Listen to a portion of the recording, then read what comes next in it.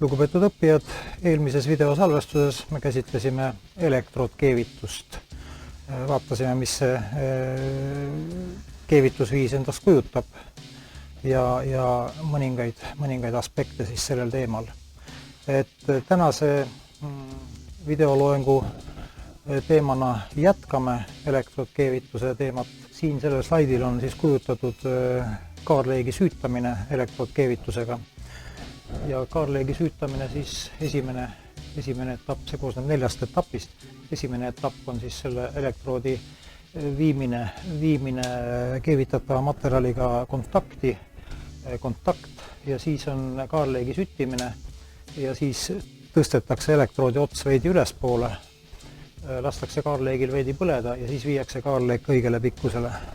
Nii nagu eelmises videos sai käsitletud, on kaarleegi pikkus siis kõige normaalsem üks elektroodi läbimõõt. Kui on 2,5 elektrood näiteks, siis on kaarleegi pikkus ka umbes 2,5 millimeetrit. See on isi normaalne kaarleegi pikkus. Siis edasi kaarleegi süütamisest elektroodiga. Kui me jätkame elektroodiga keevitamist, meil üks elektrood on läbi põlenud ja võtame uue elektroodi ja siis selle uue elektroodiga jätkame keevitamist, siis see elektroodi süütamine toimub sellises kohas, kus sama elektroodiga üle keevitatakse. Ehk siis, kui meil on siin elektrood lõppenud, keevitus on katkenud, siis me ei süüta teda kusagil mujal, vaid siin eespool, kus me veel keevitanud ei ole ja süütame siin elektroodi, viime pikema kaarleegiga siia keevituskoha juurde, keevituse lõppemise juurde viime tagasi ja siis siit alustame jällegi siis edasi keevitamist. Sama lugu on põkkliitega, siin oli nurkliitega tegemist, et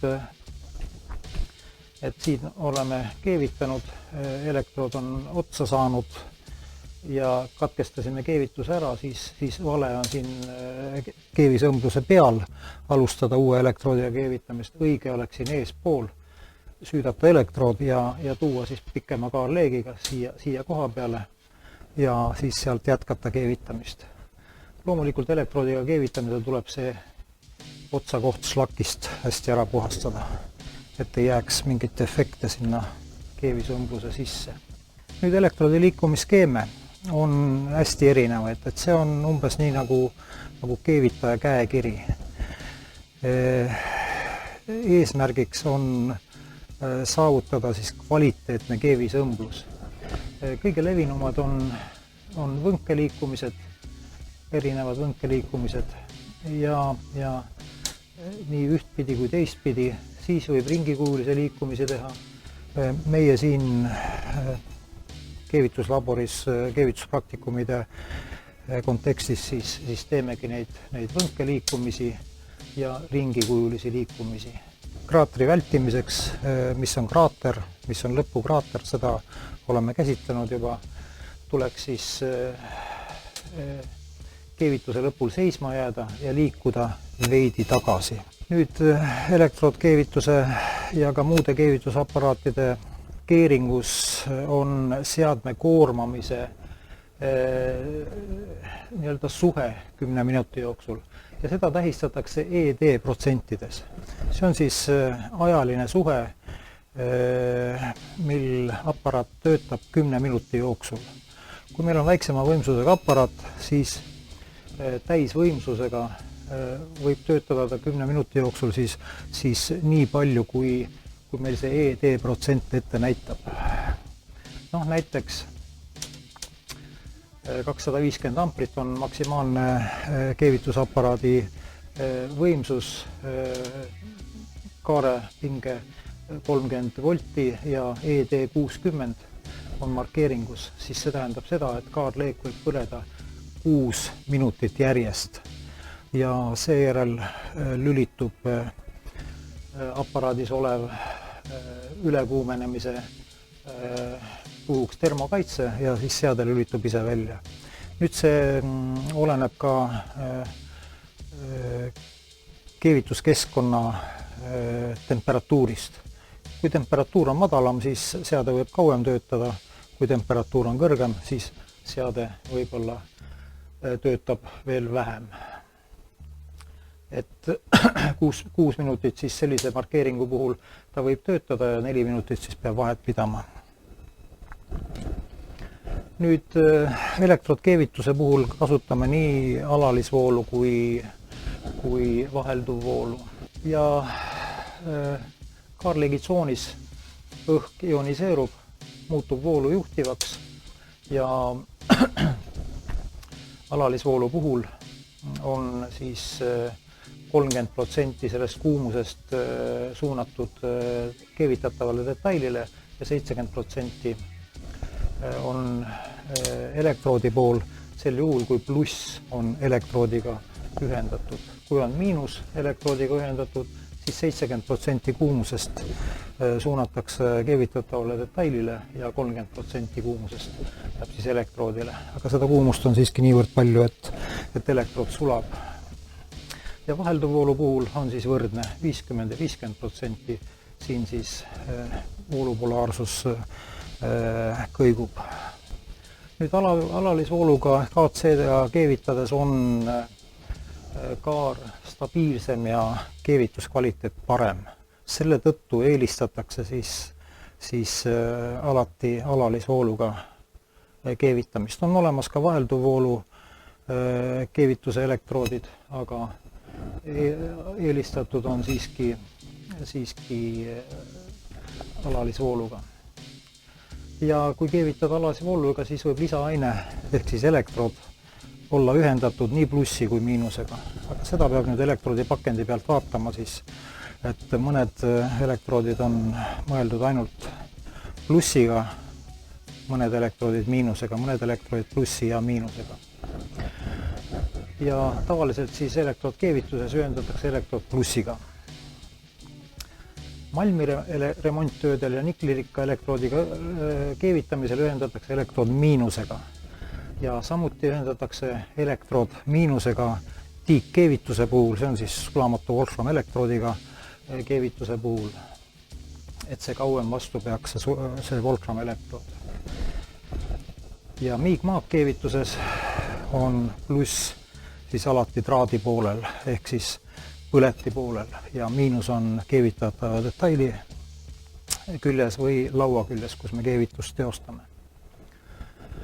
Nüüd keevituselektroode liigitatakse.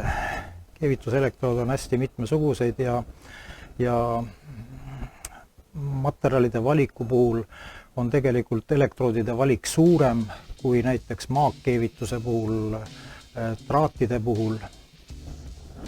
Ja elektroode liigitatakse siis. Kõigepealt keevitusvoolu järgi on olemas vahelduvvoolu elektroodid, on olemas alalisvoolu elektroodid ja on olemas siis vahelduvvoolu ja alalisvoolu elektroodid korraga.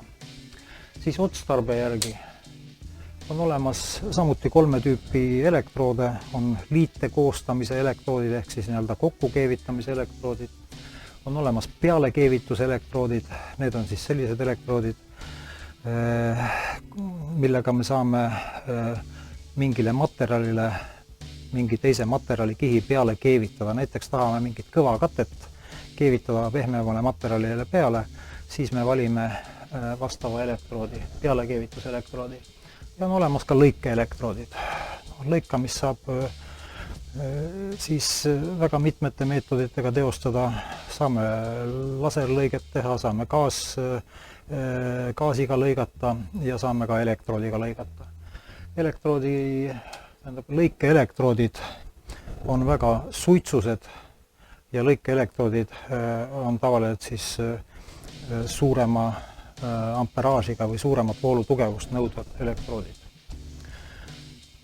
Siis edasi katte paksuse järgi on õhukese kattega ja paksu kattega elektroodid. Ja katte koostise järgi on siis jällegi mitmeid elektroode.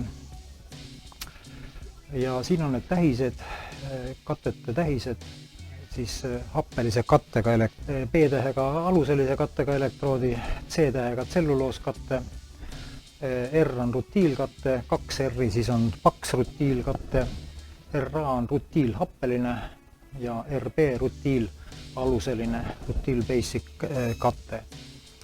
Et need on hea meelde jätta.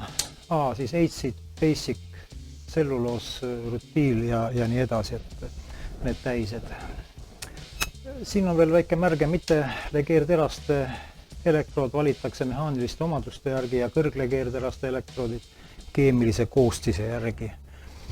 Et nii mehaanilised omadused kui ka materjalide, siis keevitatavate materjalide keemiline koostis on keevituse juures tähtsad. Nüüd otstarbe järgi siis.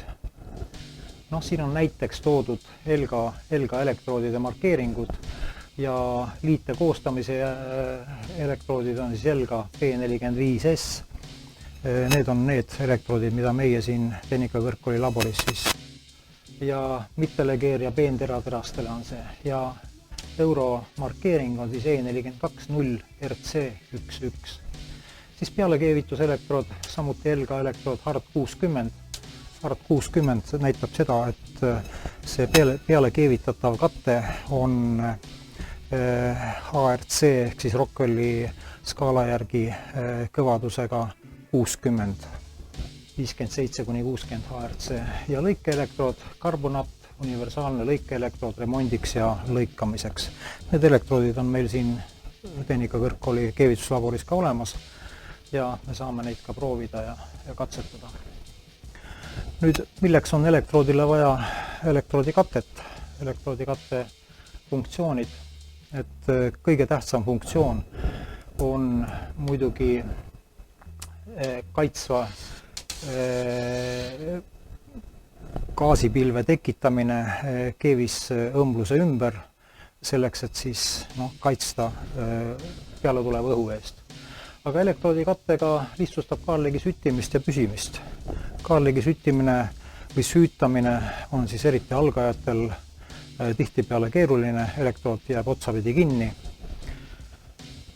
Nii et lihtsustab kaarligi süttimist, püsimist, muudab kaarligi põlemise ühtlasemaks. Ühtlasem kaarleek annab meile parema kvaliteedi. Lihtsustab kaarligi juhtimist ja suunamist, kaitseb ümbritseva õhu eest, nagu juba mainitud, ja parandab keevisvanni tardumist, parandab keevisõmbluse läbisulamist. Põkkaõmblusel on meil vajalik siis juure olemasolu, mis on kvaliteedi näitajaks, ja elektroodikatte siis parandab keevisõmbluse läbisulamist. Legeerib keevisõmblust ja tõstab õmbluse voolepiiri ja tugevust ehk siis mehaanilisi omadusi. Nüüd legeerib keevisõmblust siis selles mõttes, et positiivses mõttes elektroodikattetel on ka legeerivaid elemente sees mingil määral ja siis mehaanilisi omadusi need ka tõstavad.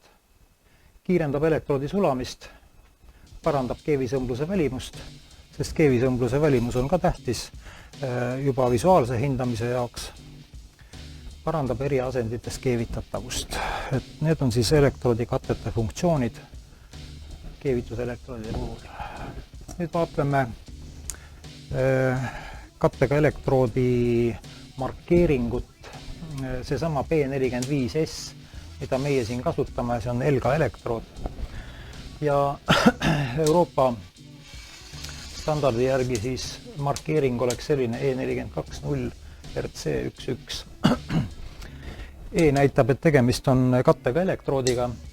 42 näitab, et tema voolepiir, mida tähistame siis RE-ga, on vähemalt 420 newtonit ruutmillimeetri peale või 420 megapaskalit.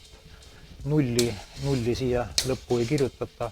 See null, mis siin järgmisena tuleb, see näitab meile seda, et löökpainde teim katse on tehtud 0 kraadi juures ja kannatab vähemalt 50 džauli siis lööki. Edasi RC on rutiiltsellulooskatte. Esimene 1 on vooluliigi tähis, see tähendab seda, et selle elektroodiga saab siis keevitada nii vahelduvvooluga kui alalisvooluga. Ja teine 1 näitab, et kõikides asendites selle elektroodiga saab keevitada. Siin on järgmine tähistus E383B22H5. E näitab jällegi, et tegemist on kattega elektroodiga. 38 näitab, et voole piir ehk RE peab olema vähemalt 380 newtonit ruutmillimeetri peale. Ja 3 näitab seda, et -30 kraadi juures on tehtud löökpainde katse ja kannatab vähemalt 50 džauli. B näitab, et tegemist on aluselise kattega, basic katte. 2 näitab, et see on siis alalisvooluga keevitamiseks mõeldud elektrood. Ja teine 2 näitab, et on lubatud või sellega saab keevitada kõikides asendites, välja arvatud asend positsioon G. See asend oli siis ülevalt alla mööda seina keevitus. Ja H5 siin lõpus näitab, et vesiniku sisaldus on milliliitrites siis 100 grammi sulatatud metalli kohta. Nüüd käsitleme sellist nähtust nagu magnettuul. Magnettuul on siis magnet kõrvale kalle sisuliselt ja alalisvooluga ehk siis DC vooluga elektroodiga keevitades tekitab detaili läbiv vool veel magnetvälja. Ja see magnetväli kallutab meil kaart siis ühes või teises suunas. Seda eriti detaili äärtes, servades keevitades, detaili otstes keevitades, et see mõjub negatiivselt keevituskvaliteedile ja siin aitab jällegi seda magnettuult siis neutraliseerida alustusplaat ja lõpetusplaat või siis ka maandusklemmi ehk tagasivoolu kaabli keevituskohale lähem lülitamine, lähem paigutamine. Kui maanduskoht on liiga kaugel, siis võib hakata see kaar ka ära kalduma. Et võime ka elektroodi kallutada või siis kasutame AC-d ehk siis vahelduv voolu. Siin on veel üks slaid keevituse magnettuule olemusest, siis elektrijuhtme ümber tekib magnetväli, välja liikumise suuna kindlaks tegemisel kehtib nõndanimetatud kuvireegel. Magnettuul takistab metalli ühtlast siirdumist keevisvanni. Nii nagu mainitud, siis lõpetusplaat oleks siin kohane kasutada.